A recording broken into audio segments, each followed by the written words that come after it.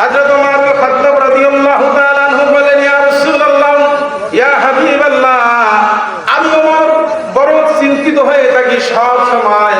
আমার বাবা ছিলেন খাত্তাবের বেটা ওমর, আমার বাবার অনেক সম্পদ ছিল। নবী বলেন, ওমর আমি তো জানি আরবের মধ্যে 17 জন স্কলার ছিল। মক্কা আরবের মধ্যে, মক্কার নাম ছিল বাক্কাতুল মুকাররমা, মক্কার নাম ছিল আগে বাক্কা।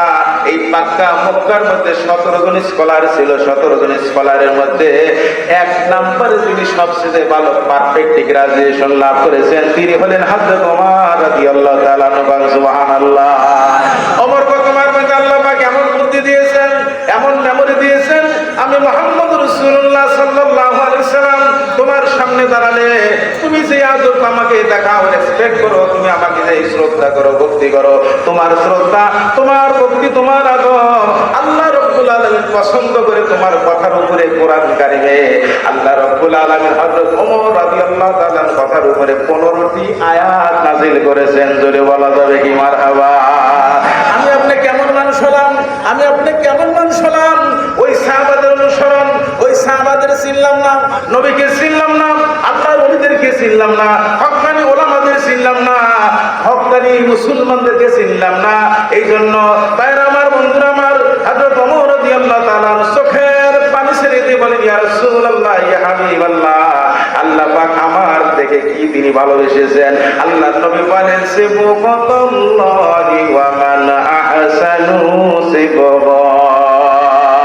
আল্লাহ পাক বলেন, ইয়া রাসূলুল্লাহ, ইয়া হাবিবাল্লাহ, কোরআন আয়াত নাযিল করেছেন যে হযরত ওমর তার এমন মুহাম্মদ নবীর প্রতি আল্লাহর ভয় তাকওয়া এমন আছে, তার রং ঢং যেন পৃথিবীতে যত মানুষের রং হোক, যত দলের রং হোক, যত কিছুর রং হোক, যত কালারের রং হোক না কেন, কোন দলের রঙে আল্লাহর রং কোন এক জায়গায় হবে না, একত্রিত হবে না। কোন মানুষের রঙে আল্লাহ পাকের রঙে একত্রিত হবে না, সমান হবে না।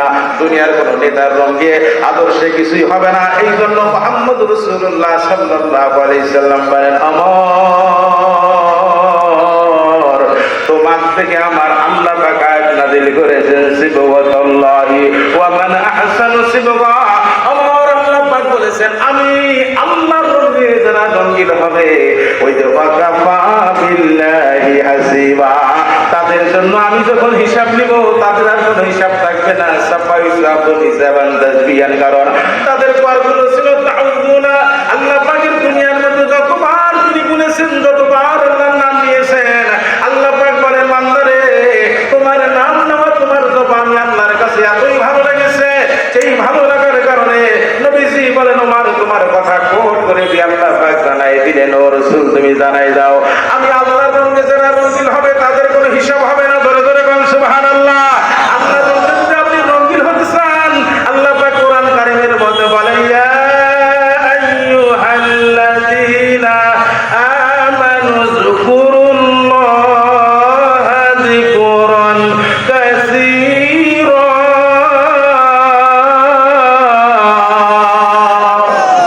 আল্লাহ পাক বলেন, বান্দারে যদি তুমি আমি আল্লাহর রঙে রঙিন হতে চাও, প্রথম নাম্বার তোমার মাইন্ডে ঠিক করতে হবে, তোমার মেমরি ঠিক করতে হবে। মেমরি যখন তুমি ঠিক করবে, ঠিক করার জন্য ইয়া আইয়ুহাল্লাযীনা আমানু, মেমরি যাদের ঠিক তাদেরকে ঈমানদার বলে ডাক দিয়েছেন। বলবেন না সুবহানাল্লাহ। মেমরি যাদের ঠিক, মাথা যাদের ঠিক, মস্তিষ্ক যাদের ঠিক, আল্লাহ পাক তাদেরকে ঈমানদার বলে ডাক দিয়েছেন।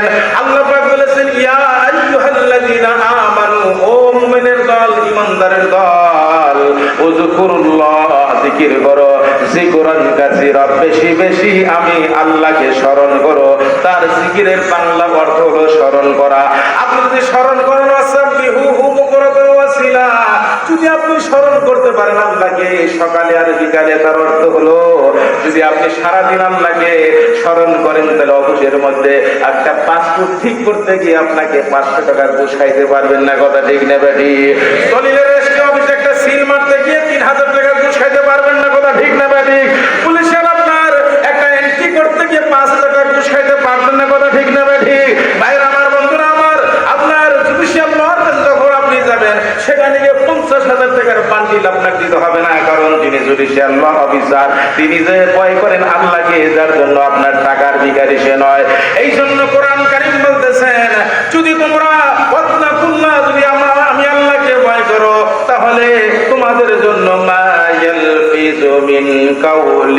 ইল্লা লাদাইহি রাকিবুন আতীদ। আল্লাহ পাক সূরা কাফের মধ্যে বলেন, বান্দারে তুমি যা বলো, যেই কথা তুমি জবান দিয়ে বের করো, যা তুমি বলো, সমস্ত কথাগুলো আমি আল্লাহ রেকর্ড করে রেখে দেই, রেকর্ড করে রেখে দেই, আমি সব ডায়েরি করে রেখে দেই। কিরা মান কাতিবিনা ইয়ালামুনা মা তাফআলুন। আল্লাহ পাক বলেন, বান্দারে ও বান্দা তুমি জানো না আল্লাহ রাব্বুল আলামিন আমার আপনার কাঁধে ফেরেশতা বসায় দিয়েছেন, আপনি কি কাজ করেন সব রেকর্ড করতে ডায়েরি হয়ে যাচ্ছে। এই জন্য যা বলবেন হিসাব করে বলবেন, যা কিছু করবেন হিসাব করে বলবেন। এই জন্য আল্লাহ পাক বলেন, ইন্নাল্লাযীনা সুরাতের মধ্যে বলেছেন, ইন্নাল্লাযীনা আমানু ওয়া আমিলুস সলিহাতি ফালাহুম আজরুন গায়রু মামনুন। ইমানদার যখন বান্দা হয়ে যায়, ইমানদার হওয়ার পর আল্লাহ পাক বান্দার দিকে তাকায়, তাকে কত সওয়াব আমি বান্দাকে দিব, কত সওয়াব আমি বান্দিকে দেব। আর বান্দার জন্য, বান্দির জন্য দুনিয়ার কত নিয়ামত রাখবো। যদি তুমি নিয়ামত পাইতে চাও আর নিয়ামতের অধিকারী যদি তুমি হতে চাও,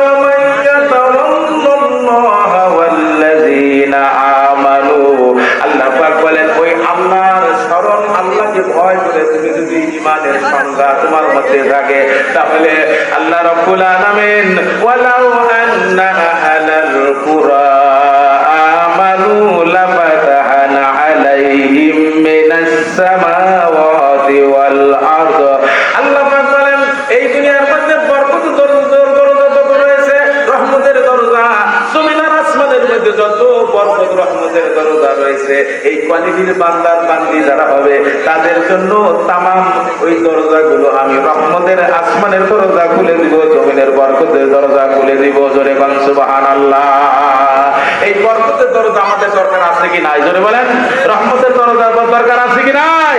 এই জন্য আল্লাহ পাক বলেন, বান্দারা তুমি যদি মুহাম্মদ রাসূলুল্লাহ সাল্লাল্লাহু আলাইহি সাল্লাম তার অনুসরণ যদি তুমি করো, যদি মুহাম্মদ সাল্লাল্লাহু আলাইহি সাল্লামকে চিনতে পারো, তাহলে লাকাদ কানা লাকুম ফি রাসূলিল্লাহি উসওয়াতুন হাসানাহ।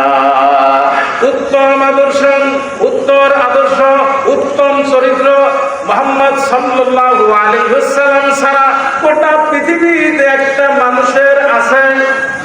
আছে? একটা মানুষের নাই।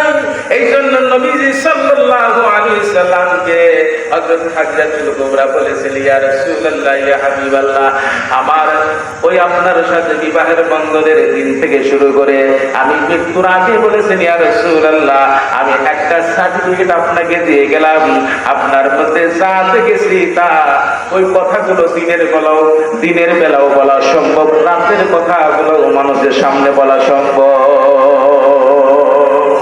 আর আমাদের এশার নামাজের আগে কি করছেন ওইটাই বলা অসম্ভব। কথা ঠিক না ব্যাটি? মাগরিবের আগে কি করেছেন ওটাই বলা অসম্ভব। যার জন্য মুহাম্মদ রাসূলুল্লাহ সাল্লাল্লাহু আলাইহি ওয়াসাল্লাম আমাদের এই শিক্ষা দিয়েছেন। এই শিক্ষায় যারা শিক্ষিত হয়েছে তাদের জন্য হযরত ওমর রাদিয়াল্লাহু তাআলা ঘটনা নিয়ে এসেছেন। হযরত ওমর রাদিয়াল্লাহু তাআলা এই কথাগুলো, ওয়া মান আহসানু কাওলাম মিম্মান দাআ ইলাল্লাহি ওয়া আমিলা সালিহান ওয়া ক্বালা ইন্নানি মিনাল মুসলিমিন। আল্লাহ পাক জানাই দিলেন, আমি আল্লাহর সাথে সুন্দর কথা দিয়ে আর কারো হতে পারে না।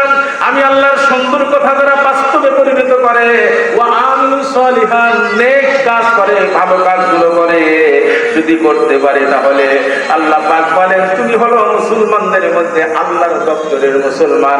আল্লাহর দপ্তরের মুসলমান যারা হয়, আল্লাহর দপ্তরের সিরিয়াল মুসলমান যারা হয়, এই ব্যক্তিদের কবরে কোনো ভয় নাই।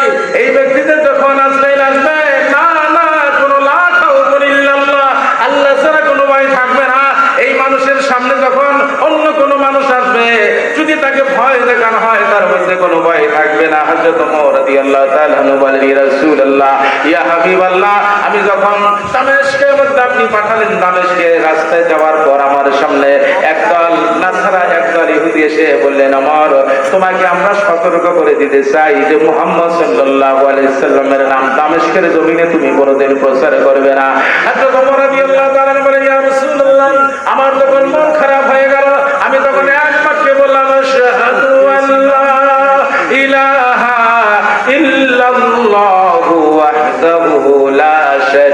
شريك له وأشهد أن محمدا عبده ورسوله আমি যখন কালেমা ঘোষণা করলাম, ঘোষণা করার সঙ্গে সঙ্গে দামেস্কের ইহুদের মধ্য থেকে 70 জন, নাসারার মধ্য থেকে 70 জন, আর কাফেরদের মধ্য থেকে 70 জন, এই 370 যখন আমার সামনে এসে হাজির হলেন, 210 জন ইহুদি নাসারা গায়ের মুসলমান যখন সামনে হাজির হলেন, তারা এসে বলেন, ওমর তুমি যখন আশহাদু আল্লা ইলাহা ইল্লাল্লাহ ওয়াহদাহু লা শারীকা লাহু ওয়া আশহাদু আন্না মুহাম্মাদান আবদুহু ওয়া রাসূলুহু পড়তেছিলে, আমাদের কলবের মধ্যে যেন আল্লাহর ভয় সৃষ্টি হইতেছিল। আল্লাহর নবী বললেন, ওমর কেন সৃষ্টি ভয় হয়েছিল তুমি জানো না? এই জন্য ইন্নামাল মুমিনুনা আল্লাযীনা ইযা যুকিরাল্লাহু ওয়াজিলাত কুলুবুহুম ওয়া ইযা তুলিয়াত আলাইহিম আয়াতুহু জাদাতুহুম ঈমানান ওয়া আলা রাব্বিহিম ইয়াতাওয়াক্কালুন। আল্লাহ পাক জানাই দিলেন, এই জন্য ভয় লাগে, যখন লোক তোমার অন্তরের মধ্যে মহব্বত জাগে, মুসলমান গায়ে মুসলমানের মধ্যে মহব্বত জাগে। আল্লাহ পাক বলেছেন, আল্লাহর কোরআন ইসলামের কথা যেখানে আলোচনা করা হয়, আল্লাহর দ্বীনের কথা যেখানে আলোচনা করা হয়, সেই মানুষের সামনে আলোচনা করা হয়, আল্লাহর তরফ থেকে তার দিলের মধ্যে সাকিনা নাযিল হয়। ওই ব্যক্তির দিলের মধ্যে রিং পিস্টন, স্যালো মেশিনের রিং পিস্টন, মোটরের রিং পিস্টনের মতো আল্লাহর জিকির জারি হয়ে যায়।